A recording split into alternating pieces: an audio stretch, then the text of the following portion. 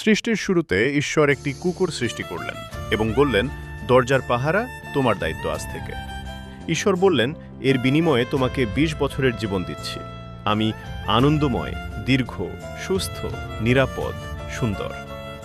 কুকুর হাতজোড় করে বলল, প্রভু, ২০ বছর নয়, ১০ বছরই যথেষ্ট আমার জন্য, সত্যিই তাই। ঈশ্বর মুচকি হেসে বললেন, তোমার ইচ্ছা মতো।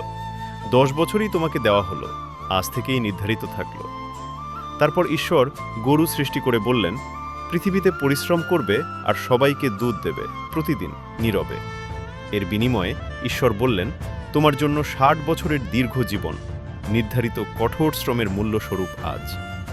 গরু বলল, প্রভু, এত বছরের কষ্ট পারব না, কেবল ২০ বছর দিন আমাকে দয়া করে। এরপর বানরকে সৃষ্টি করে ঈশ্বর বললেন, খেলাধুলা করে সবাইকে আনন্দ দিও, হাসি, খুশি আর মজা। বানর বলল, প্রভু, ১০ নয়, ৫ বছরই যথেষ্ট আমার জন্য, হাসি খুশি জীবন কাটানোর পক্ষে ঠিক। সবশেষে ঈশ্বর মানুষ সৃষ্টি করে বললেন, আনন্দে কাটানোর জন্য ২০ বছর পাবে, জীবনের শুরুতে মাত্র। মানুষ বলল, প্রভু, শুধু ২০ বছর কম, জীবনের জন্য তা যথেষ্ট নয় কখনোই আমার কাছে।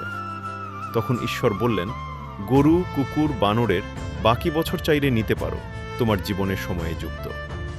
মানুষ সঙ্গে সঙ্গে বলল, প্রভু, সব বছরই আমাকে দিন, বিনা দ্বিধায় আমি গ্রহণ করতে প্রস্তুত।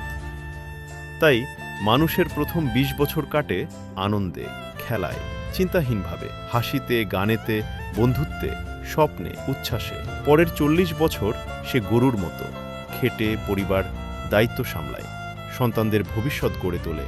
তারপর ১০ বছর বানরের মতো নাতি নাতনিদের হাসিয়ে সময় কাটায়, গল্পে, খেলায়, আদরে, স্নেহে ভরে। শেষে কুকুরের মতো দরজায় বসে মানুষ জীবনের শেষ সময় কাটায়, নিঃসঙ্গতায়, স্মৃতিতে, অপেক্ষায়, নীরবে, ধীরে। বলুন তো, এই জীবনের গল্প কি আপনি আগে কখনো শুনেছেন?